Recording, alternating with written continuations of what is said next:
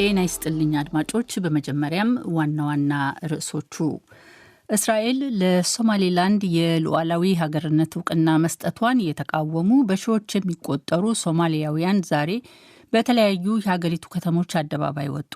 ተቃዋሚ ሰልፈኞቹ በተለይ በዋና ከተማይቱ ሞቃዲሾ በሚገኘው ስታዲየም የሶማሊያና የፍልስጤምን ባንዲራ በመያዝ ተሰባስበው እስራኤልን የሚያወግዝ መፈክር ሲያሰሙ ውለዋል።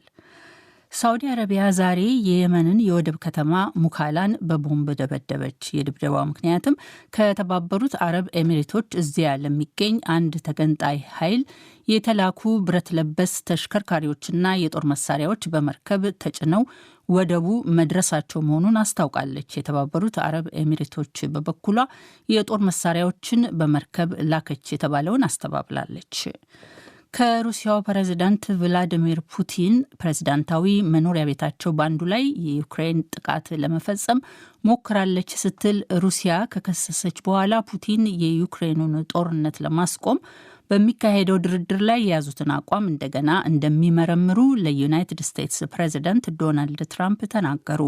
ዩክሬን ግን ሩሲያ ዋሽታለች፣ ይህ የተለመደ የሩሲያ ውሸት ነው ስትል አጣጥላለች። ዜናው በዝርዝር እስራኤል ለሶማሌላንድ የሉዓላዊ ሀገርነት እውቅና መስጠቷን የተቃወሙ በሺዎች የሚቆጠሩ ሶማሊያውያን ዛሬ በተለያዩ የሀገሪቱ ከተሞች አደባባይ ወጡ። ተቃዋሚ ሰልፈኞቹ በተለይ በዋና ከተማይቱ ሞቃዲሾ በሚገኘው ስታዲየም የሶማሊያና የፍልስጤም ባንዲራ በመያዝ ተሰብስበው እስራኤልን የሚያወግዝ መፈክር ሲያሰሙ ውለዋል።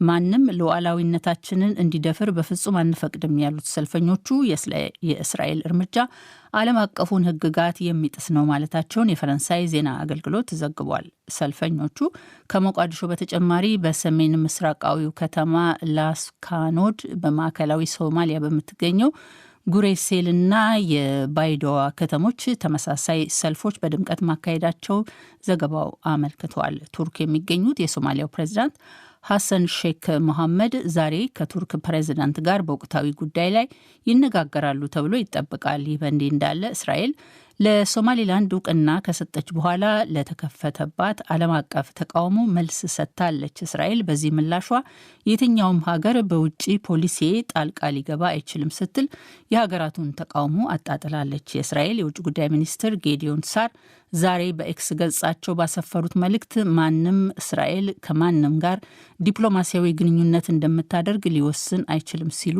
ጽፈዋል። ሳውዲ አረቢያ ዛሬ የየመንን የወደብ ከተማ ሙካላን በቦምብ ደበደበች። የድብደባው ምክንያትም ከተባበሩት አረብ ኤሚሬቶች እዚያ ለሚገኝ አንድ ተገንጣይ ኃይል የተላኩ ብረት ለበስ ተሽከርካሪዎችና የጦር መሳሪያዎች በመርከብ ተጭነው ወደቡ መድረሳቸው መሆኑን አስታውቃለች። ድብደባው በተፈጸመበት በዛሬው ዕለት ሳውዲ አረቢያ ተገንጣዮቹ በየመን የመስፋፋታቸውን ምክንያት ከተባበሩት አረብ ኤሚሬቶች ጋር በቀጥታ በማያያዝ የአቡዳቢን እርምጃ እጅግ አደገኛ ስትል አስጠንቅቃለች። የተባበሩት አረብ ኤሚሬቶች በበኩሏ የጦር መሳሪያዎችን በመርከብ ላከች የተባለውን አስተባብላለች። ሆኖም ተሽከርካሪዎች መላካቸውን አምና ዝርዝር ውስጥ ሳትገባ የተላኩትም በዚያ ለሚገኙ ኃይሎቿ መሆኑን ገልጻለች። ጥቃቱ በኤሚሬቶች በሚደገፈው ደቡባዊ ሽግግር ምክር ቤት ተገንጣይ ኃይሎችና በሳውዲ መካከል አዳዲስ ውጥረቶች የመፈጠራቸው ምልክት ተደርጎ ተወስዷል። ድብደባው ከ10 ዓመት በላይ በዘለቀው የመን ጦርነት በኢራን የሚደገፉትን የሁቲ አማጽያንን የሚወጉትን ተገዳዳሪ ኃይሎችን ሲደግፉ የቆዩትን የሪያድንና የአቡዳቢን ግንኙነት የባሰ ውጥረት ውስጥ ከቶታል። የየመን ሁቲ ኃይሎች ዛሬ ከጥቃቱ በኋላ የአስቸኳይ ጊዜ አዋጅ በማውጣት ከተባበሩት አረብ ኤሚሬቶች ጋር የነበራቸውን ግንኙነት አቋርጠዋል። የኤሚሬቶች ኃይሎችም በ24 ሰዓት ውስጥ ከያዟቸው ግዛቶች እንዲወጡም ትዕዛዝ አስተላልፈዋል። ሳውዲ አረቢያ ከፈቀደቻቸው ውጪ ከያዘዋቸው ግዛቶች የሚካሄድ ድንበር ማቋረጥ እንዲሁም ወደ አውሮፕላን ማረፊያዎችና የባህር ወደቦች መግባት ለ72 ሰዓታት ታግዷል። በጥቃቱ በሰዎች ላይ የደረሰ ጉዳት ስለመኖሩም ሆነ ከሳውዲ አረቢያ በተጨማሪ ሌላ ወታደራዊ ኃይል ስለመሳተፉ ወዲያውኑ በግልጽ የተባለ ነገር የለም። ይህ ዶይቼ ቬለ DW ነው። ከሩሲያው ፕሬዝዳንት ቭላዲሚር ፑቲን ፕሬዝዳንታዊ መኖሪያ ቤታቸው በአንዱ ላይ ዩክሬን ጥቃት ለመፈጸም ሞክራለች ስትል ሩሲያ ከከሰሰች በኋላ ፑቲን የዩክሬኑን ጦርነት ለማስቆም በሚካሄደው ድርድር ላይ የያዙትን አቋም እንደገና እንደሚመረምሩ ለዩናይትድ ስቴትስ ፕሬዝዳንት ዶናልድ ትራምፕ ተናገሩ። የፑቲን የውጭ ፖሊሲ አማካሪ ዩሪ ኡሻኮቭን ጠቅሶ የጀርመን ዜና አገልግሎት ዲፒኤ እንደዘገበው በጉዳዩ ላይ ትራምፕና ፑቲን ዛሬ እንደገና ተነጋግረዋል። ትናንት ሌሊት በተካሄደው በዚሁ የስልክ ንግግር ላይ ፑቲን የዩክሬን ኃይሎች በምዕራብ ሩሲያው ኖቮጎሮድ ግዛት የሚገኘውን ፕሬዝዳንታዊ መኖሪያ ቤታቸውን በበርካታ ድሮኖች ለማጥቃት ሞክረዋል ሲሉ አሳውቀዋቸዋል። የሩሲያ ውጭ ጉዳይ ሚኒስትር ሰርጌይ ላቭሮቭ የሩሲያ የአየር መከላከያ ድሮኖቹን በሙሉ ማውደሙን ገልጸው በጥቃቱ የደረሰ ጉዳትም ሆነ ጥፋት የለም ብለዋል። ዩክሬን ግን ክሱን ወዲያውኑ አስተባብላለች። የዩክሬን ፕሬዝዳንት ቮሎዶሚር ዜሌንስኪ ስለ ሩሲያ ክስ በሰጡት አስተያየት ሩሲያ ዋሽታለች፣ ይህ የተለመደ የሩሲያ ውሸት ነው ሲሉ ተናግረዋል። ዜሌንስኪ ከዚያም አልፈው ሩሲያ የፈበረከችው ሲሉ የጠሩትን ይህን ጥቃት ኬቭ የሚገኙ የመንግስት ህንፃዎችን ለማጥቃት ዝግጅት ለማድረግ ሰበብ አድርጋ ለመጠቀም አስባ ነው ሲሉ ተናግረዋል። ትራምፕ እሁድ ከዜሌንስኪ ጋር ከተነጋገሩ በኋላ ኪየቭና ሞስኮ ስምምነት ላይ ለመድረስ በጣም ተቃርበዋል ሲሉ አስቀድመው ቢናገሩም የእሁዱ ንግግር ግን ያለ አንዳች ተጨባጭ ውጤት ማብቃቱን ዲፒኤ ዘግቧል። ዜሌንስኪ ከትራምፕ ጋር በፍሎሪዳ ስላካሄዱት ንግግር ትራምፕ በስልክ ገለጻ አድርገውላቸዋል። ኡሻኮቭ እንደተናገሩት አሜሪካኖች ፍሎሪዳ ለሄዱት የዩክሬን ልዑካን ጊዜያዊ የተኩስ አቁም እንዲደረግ ከሚያቀርቡት ጥያቄ በስተጀርባ ከመደበቅ ይልቅ ኪየቭ ግጭቱን ለማቆም ተጨባጭ እርምጃዎችን መውሰድ እንዳለባት ተነግሯቸዋል። ሩሲያም ከኪየቭ የቀረበውን የተኩስ ማቆም ጥያቄ አልተቀበለችውም። እስራኤል ጋዛ የሚገኙ በርካታ ሰብአዊ ድርጅቶችን በመጪው ጎርጎሮሳዊ 2026 ዓ.ም እንደምታግድ አስታወቀች። ከመካከላቸው አንዱ ድንበር የለሽ የሐኪሞች ቡድን መሆኑን ገልጻለች። ድርጅቱ የሚታገደው እስራኤል ላወጣችው አዲስ ሕግ ተገዢ ባለመሆኑ ነው ብላለች። ከመጪው ጎርጎሮሳዊ ጥር 1 አንስቶ የሚታገዱት ድርጅቶች ስለ ሰራተኞቻቸው ማንነትና የእርዳታቸውን ምንጭ ከየት እንደሆነ መረጃ ለመስጠት ፈቃደኛ ያልሆኑት መሆናቸውን እስራኤል አስታውቃለች። የእስራኤል አዲስ ሕግ የዘፈቀደ አሰራር የሚከተል ነው ያሉት ድርጅቶቹ በበኩላቸው ሰራተኞቻችንንም ለአደጋ የሚያጋልጥ ብለውታል። በዚህ የተነሳም እስራኤል እንደምትለው ቁጥራቸው 25 የሚደርስ ድርጅቶችና 15 በመቶ መንግስታዊ ያልሆኑ ድርጅቶች በአዲሱ ሕግ ጋዛ ውስጥ እንዲሰሩ ፈቃዳቸው አልታደሰላቸውም። ቱርክ ራሱን እስላማዊ መንግስት ብሎ በሚጠራው ቡድን ላይ ባካሄደችው ዘመቻ 357 ተጠርጣሪዎችን ዛሬ ማሰሯን አስታወቀች። የቱርክ የሀገር ውስጥ ጉዳይ ሚኒስቴር እንዳለው ፖሊስ 357 ተጠርጣሪዎችን የያዘው በ21 ክፍለ ግዛቶች ዛሬ ባካሄደው ዘመቻ ነው። በመጻሩ አይሲስ ብሎ ራሱን ከሚጠራው ቡድን ጋር ግንኙነት አላቸው የተባሉ ሰዎችን ለመያዝ በሰሜን ምዕራብ ቱርክ በተካሄደው ዘመቻ 3 የፖሊስ መኮንኖች ተገድለዋል። ለሰዓታት በዘለቀው የተኩስ ልውውጥ 6 የቡድኑ አባላትም ተገድለዋል ተብሏል። ባለፈው ሳምንት ሐሙስ የኢስታንቡል አቃቤ ሕግ 137 ተጠርጣሪዎች እንዲታሰሩ ትዕዛዝ አስተላልፎ ነበረ። ከቱርክ ጋር 900 ኪሎ ሜትር ርዝመት ያለው ድንበር የምትጋራት ሶሪያ ቡድኑ አሁን በንቃት የሚንቀሳቀስባት ሀገር ናት። ዩሮስታር የተባለው የአውሮፓ የባቡር አገልግሎት ሰጪ ድርጅት ለንደንን ከተለያዩ የአውሮፓ ከተሞች ጋር በሚያገናኘውና ከምድር በታች በተዘረጋው መሿለኪያ መስመር ላይ በተፈጠረ በኃይል ችግር ምክንያት ዛሬ አገልግሎቱ ተቋርጦ መዋሉን አስታውቋል። በዚህ የተነሳም በርካታ መንገደኞች በሚጓጓዙበት በዚህ የአውሮፓውያን የአዲስ ዓመት በዓል ዋዜማ ላይ መንገደኞች ሲጉላሉ ውለዋል። የድርጅቱ ኃላፊዎች በደረሰው የኃይል አቅርቦት ችግር ምክንያት የባቡሩን ጉዞ ለማቋረጥ መገደዳቸውን ተናግረዋል። ከተቋረጡት አገልግሎቶች ውስጥ ወደ ለንደን፣ ፓሪስ፣ አምስተርዳም እና ወደ ብራስልስ የሚደረጉ ጉዞዎች ይገኙበታል። ይህ ዶችቨለ ዲደብሊው ነው። ከዶችቨለ ዜናውን ለማብቃት እንሆ ዋና ዋና ርዕሶቹን በድጋሚ እስራኤል ለሶማሌላንድ የሉዓላዊ ሀገርነት እውቅና መስጠቷን የተቃወሙ በሺዎች የሚቆጠሩ ሶማሊያውያን ዛሬ በተለያዩ የሀገሪቱ ከተሞች አደባባይ ወጡ ተቃዋሚ ሰልፈኞቹ በተለይ በዋና ከተማይቱ ሞቃዲሾ በሚገኘው ስታዲየም የሶማሊያና የፍልስጤም ባንዲራን በመያዝ ተሰባስበው እስራኤልን የሚያወግዝ መፈክር ሲያሰሙ ውለዋል። ሳዑዲ አረቢያ ዛሬ የየመንን የወደብ ከተማ ሙካላን በቦምብ ደበደበች። የድብደባው ምክንያትም ከተባበሩት አረብ ኤሚሬቶች እዚያ ለሚገኝ አንድ ተገንጣይ ኃይል የተላኩ ብረት ለበስ ተሽከርካሪዎችና የጦር መሳሪያዎች በመርከብ ተጭነው ወደቡ መድረሳቸው መሆኑን አስታውቃለች። የተባበሩት አረብ ኤሚሬቶች በበኩሏ የጦር መሳሪያዎችን በመላክ በመርከብ ላከች የተባለውን አስተባብላለች። ከሩሲያው ፕሬዝዳንት ቭላዲሚር ፑቲን ፕሬዝዳንታዊ መኖሪያ ቤታቸው ባንዱ ላይ ዩክሬን ጥቃት ለመፈጸም ሞክራለች ስትል ሩሲያ ከከሰሰች በኋላ ፑቲን የዩክሬንን ጦርነት ለማስቆም በሚካሄደው ድርድር ላይ የያዙትን አቋም እንደገና እንደሚመረምሩ ለዩናይትድ ስቴትስ ፕሬዝዳንት ዶናልድ ትራምፕ ተናገሩ። ዩክሬን ግን ሩሲያ ዋሽታለች፣ ይህ የተለመደ የሩሲያ ውሸት ስትል አጣጥላለች። የሕዝብ ተወካዮች ምክር ቤት ዛሬ ባደረገው መደበኛ ጉባኤው የውጭ ጉዳይ ሚኒስቴር የስራ ኃላፊዎች ከምክር ቤቱ አባላት ለቀረበላቸው ጥያቄዎች ምላሽ ተሰጥቷል። በምክር ቤቱ ወቅታዊው የሶማሌላንድ በእስራኤል እውቅና የማግኘት ጉዳይ ተጠቅሶ ኢትዮጵያ እውቅናውን በመስጠት ትከተል እንደሆን በምክር ቤቱ ከአማራ ብሔራዊ ንቅናቄ አብን ተመራጭ አባል ጥያቄ ተነስቷል። ኢትዮጵያ ሁለተኛው ሀገር ትሆን ለሶማሌላንድ እውቅና በመስጠት የውጭ ጉዳይ ሚኒስትሩ ለዚህ ጥያቄ ቀጥተኛ ምላሽ አልሰጡም። ሌላ የምክር ቤት አባልም ኢትዮጵያና ሶማሌላንድ እንደ ግሪጎሪያን አቆጣጠር በጥር 1 ቀን 2024 ያደረጉት ለኢትዮጵያ የባህር በር ያስገኛል፣ በምትኩ ለራስ ገዟ ሶማሌላንድ እውቅና ያስገኝላታል ተብሎለት የተፈረመው የመግባቢያ ስምምነት ምን ደረጃ ላይ ይገኛል የሚል ጥያቄ ቀርቧል። ኢትዮጵያና ሶማሌላንድ የተፈራረሙት የመግባቢያ ሰነድን ወደ ተግባር ከመቀየር አንጻር ምን የተሰራ ስራ አለ? የወደፊት ዕጣ ፈንታውስ ምን ሊሆን ይችላል? ፍትሐዊ ባልሆነ መንገድ ኢትዮጵያ ያጣችውና የህልውና ጉዳይ ተደርጎ የተወሰደውን የአሰብ ጉዳይ ለማግኘት የውጭ ጉዳይ ሚኒስቴር ዓለም አቀፍ ህጎችንና ዲፕሎማሲን ተጠቅሞ ምን ያህል ታግሏል ሲሉ ለሚኒስትሩ ጥያቄ ያነሱት የምክር ቤት አባል ከሶማሌላንድ ያለውም ይሁን ከሶማሊያ ጋር የተደረገው የአንካራ ስምምነት እንዳሉ ሆነው ለደህንነታችን ስጋት ናት ያሏት ግብጽ ከሶማሊያ ጋር ወታደራዊ ስምምነት ስለመፈጸሟ በቅርቡም ከጅቡቲ ጋር የወደብ ስምምነት ማድረጓ እየተነገረ ነው የሚለው ና ከኤርትራ ጋር መሰል ግንኙነት ማጠናከሯን ተጠቅሶ እኛስ ሲሉ ጠይቀዋል። እኛስ ከአንዳቸውም ሀገራት ጋር የተጨበጠ ወደብ ሳናገኝ በሚዲያ ብቻ እያወራን የበይ ተመልካች ሆነን የምንኖረው እስከ መቼ ነው? ከጎረቤት ሀገራት ጋር ያለውን ግንኙነት የምንመራው የኢትዮጵያን ብሔራዊ ጥቅም ማዕከል ባደረገ ሁኔታና ከሌሎች የዓለም ክፍል ይልቅ ለጎረቤቶቻችን በማስቀደም ነው የሚል ምላሽ የሰጡት የውጭ ጉዳይ ሚኒስትሩ ጌዲዮን ጢሞቴዎስ በዚህ መነሻ አልፎ አልፎ የሚያጋጥም ያሏቸው ነገሮች ቢኖሩም በንግግር በውይይት ተቀራርቦ በመመካከር ከአብዛኞቹ ጎረቤት ሀገራት ጋር ያለንን መልካም ግንኙነት እናስቀጥላለን የሚል ምላሽ ሰጥተዋል። የኢትዮጵያን የባህር በር የማግኘት ጥረት ግን የረጅም ጊዜ ጥቅምና ትልምን ታሳቢ ያደረገ ስትራቴጂክ ጉዳይ ነው ብለውታል።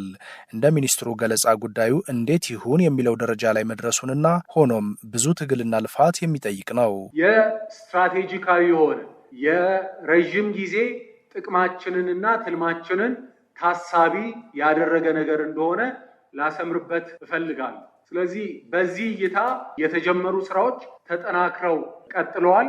ይሄ ፍትሐዊና ተገቢ የሆነ ጥያቄ እንዴት እውን መሆን አለበት የሚለው ወደ እንዴት ወደሚለው ምዕራፍ ለመሸጋገር ችለን ኢትዮጵያ ከጎረቤት ሀገራት ጋር መልካም ያሉት ግንኙነት ቢኖራትም ግን በአንዳንድ ሀገራት ውስጥ ያሉ የእርስ በርስ ግጭቶች በቀጠናው ሰላምና መረጋጋት ላይ የሚያጠሉት ጥላ መኖሩን አካባቢው ከጊዜ ወደ ጊዜ የብዙ ሀያላን ሀገራት አይን ማረፊያና መሻኮቻ በመሆኑ ምክንያት የሚመጣ ያሉት ጫናና ተጽዕኖ ስለመኖሩ ሚኒስትሩ አመልክተዋል። ኢትዮጵያን የወደብ ባለቤት ለማድረግም ይሁን በኤርትራና በሱዳን በኩል የተወረሩ መሬቶች መኖራቸውን የጠቀሱ አንድ የምክር ቤት አባል የሀገሪቱን ዳር ድንበር ለማስከበር የውስጥ ሰላምን ማረጋገጥ ጉልህ ሚና እንዳለው በመግለጽ የውጭ ጉዳይ ሚኒስቴር ይህንን በካቢኔ ስብሰባው ምን ያህል እየመከረበት ነው በሚል ጥያቄ አቅርበዋል።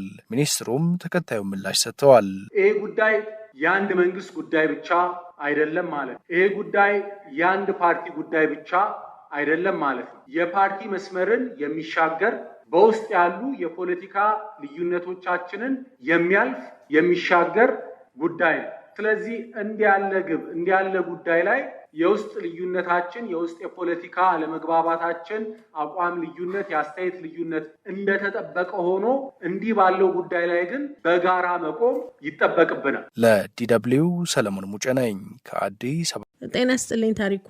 እንግዲህ ትራምፕ የዩክሬን ሩሲያን ጦርነት ለማስቆም ከሁለቱ ሀገራት መሪዎችና ተወካዮች ጋር የጀመሩት ውይይት ፍሬ ለውጤት መቃረቡን እየተናገሩ ነው። የተወያዩባቸው ነጥቦች የትኞቹ ናቸው? በተለይ ሰኞ ዕለት ከትናንት ማለት ነው ከፑቲን ጋር ያረጉት ውይይት አዎንታዊ ነው የተባለው። የተነሱ የተወያዩባቸው ዋነኛ ወሳኝ የተባሉ ነጥቦች ተሰምተው ይሆን? አዎ እንግዲህ ሸዋ ባለፈው ሳምንት የተከበረውን የፈረንጆች ገና ምክንያት በማድረግ ፕሬዚደንት ትራምፕ ከዚህ ከዋሽንግተን ወጣ ብሎ ፍሎሪዳ በሚገኘው ማራላጎ መኖሪያ ቤታቸው ነበሩ የሰነበቱትና በዛ እንግዲህ የዩክሬኑን ፕሬዚደንት ቮሎዲሚር ዜሌንስኪን ተቀብለው ይሄ ለ4 ዓመታት የዘለቀውን ጦርነት ለማስቆም በሚቻልበት ሁኔታ ላይ ውይይት አድርገዋል ማለት ነው። ሌሎች የተጋበዙ መሪዎችም ይህንን ውይይት በቪዲዮ እንደተከታተሉት ነው የተገለጸው። እንግዲህ የውይይታቸውም ዋነኛ አጀንዳ በአሜሪካ በቀረበ አዲስ የሰላም እቅድ ላይ ሲሆን በዚህ እቅድ ላይም ማሻሻያዎች ተደርጎ ውይይት ተደርጎበት እንደነበረ ነው የሰማነው። ይሄው የሰላም እቅድ ወደ 20 የስምምነት ነጥቦችን ያካተተ ሲሆን ይህንን እቅድ የነደፉት የትራምፕ ልዩ መልክተኛ የሆኑት ስቲቭ ዊትኮፍ ናቸው። እንግዲህ በዚህ ውይይት ላይ ቁልፍ ሆኖ የተነሳው በጥያቄሽ እንዳነሳሽው አንደኛው የዩክሬኑ ፕሬዚደንት ለሀገራቸው የደህንነት ዋስትናና የደህንነት ማረጋገጫ እንዲሁም ደግሞ የግዛት ማረጋገጫ እንዲሰጣቸው አንስተዋል ማለት ነው። እንዲሁም በዚህ በምስራቃዊ ዶንባስ ያለውን አካባቢ ነጻ የኢኮኖሚ ዞን እንዲሆን አማራጭ አቅርበው ነበር ውይይት የተደረገው። ሩሲያ ግን በዚህ አካባቢ ላይ ሰፊ ቁጥጥር ስላላት ዩክሬን እንድትለቅና ጦርነቱ እንዲቆም ነው ሀሳብ እያቀረበች ያለችው። ሌላው በዚህ በደህንነት ዋስትና ላይ አሜሪካ የ15 ዓመታት የደህንነት ዋስትና ለመስጠት ሀሳብ እንዳቀረበች ተሰምቷል። በዩክሬን ባለስልጣናት ግን እስከ 50 ዓመት ይሁን የሚል ጥያቄ ማቅረባቸው ነው የተሰማው። ዋና ዋናዎቹ የውይይት ነጥቦች እነዚህ ነበሩ። እንግዲህ ይሄ በይበልጥ የሚያተኩረው የዘለንስኪና የትራምፕ ውይይት ላይ ነው። ከፑቲን ጋር ስላደረጉት ውይይት ግን ያን ያህል መረጃዎች አላየሁም። እንግዲህ ምንም እንኳን ውይይቶቹ ለውጤት እየተቃረቡ ነው ቢባልም ሩሲያ ዩክሬን የፑቲንን ቤተ መንግስት የማጥቃት ሙከራ አድርጋለች ብላ የአጸፋ እርምጃ ለመውሰድ ዝታለች። ይህ ደግሞ ውይይቱ ውጤት አይኖረውም ማስባል ጀምሯል። እንደው መገናኛ ብዙሃን ምን ይላሉ? አዎ እንግዲህ ሸዋ እንደምታስታውሹ ፕሬዚደንት ትራምፕ በምርጫ ቅስቀሳቸው ወቅት ስልጣን በያዙ በ24 ሰዓት ውስጥ ነበር የሩሲያና ዩክሬንን ጦርነት አስቆማለሁ ብለው ቃል የገቡት እና ብዙዎችም እንግዲህ በከፍተኛ ጉጉት ነበረ ሲከታተሏቸው የነበረው። ነገር ግን እንደምታውቂ እንግዲህ አንዳንድ ጊዜ አንዳንድ ነገሮችን በሰው ስታያቸው በሀገራችን እንደሚባለው ከበሮ በሰው እጅ ሲያዩት ያምር ሲይዙት ግን ያደናገር እንደሚባለው እንደዛ ሆኖባቸው ይኸው እንግዲህ ስልጣን እንደገና ይዘው ወደ ቤተ መንግስት ከተመለሱ ወደ ነጩ ቤተ መንግስት 1 ዓመት ሆኗል። ግን በተለያየ ምክንያት ድርድሩ ወደፊት ሲገፋ እንደገና ደግሞ ወደ ኋላ ሲመለስ ነው እያየን ያለ ነው። አሁንም ቀደም ሲል እንዳነሳሽው ዩክሬን በፕሬዚደንት ፑቲን መኖሪያ ቤት ላይ የድሮን ጥቃት ፈጽማለች መባሉን ተከትሎ ሩሲያ በውይይቱ ለመቀጠል እንደምትቸገር እያነሳች ነው። እንዲሁም ዩክሬን በሰላማዊ መንገድ ይህንን ችግር ለመፍታት ፈቃደኛ ካልሆነች ፑቲን ይህንን ጦርነት በኃይል ለማሸነፍ እንደሚገደዱ መግለጻቸውም እየተዘገበ ነው። እንግዲህ 4 ዓመት ያስቆጥሯል የዩክሬን ሩሲያ ጦርነት። በትራምፕ ሽምግልና የመቆም እድሉ ጠባብ ነው የሚሉ ጥቂት አይደሉም። ጥረቱ ግን እንዴት ይመዘናል? እንግዲህ ጥረቱን አሁን ሰሞኑን ሁለቱ መሪዎች ከተናገሩት አኳያ ስናየው ብዙ ተስፋ የፈነጠቀ ነበረ እንደተነገረው። ምክንያቱም መሻሻሎች መታየታቸውን ሁለቱም ተናግረዋል። በእርግጥ አንዳንድ ያልተፈቱ ጉዳዮች እንዳሉ ቢሰማ ማለት ነው። በተለይም ቀደም ሲል እንዳነሳሁት ፕሬዚደንት ትራምፕ ከዚህ ከግዛት ጉዳይ ጋር በተያያዘ ያለው ነገር ማነቆ እንደሆነ ገልጸዋል። እንዲሁም ደግሞ በእነዚህ በዋስትና በመስጠት አካባቢ አሜሪካ 15 ሚሊዮን ታቀርብም ከዩክሬን ወገን ግን ዋስትና ይፈልጋሉ እና እንዲህ አይነት በጣም አወዛጋቢ ነገሮች አሉ።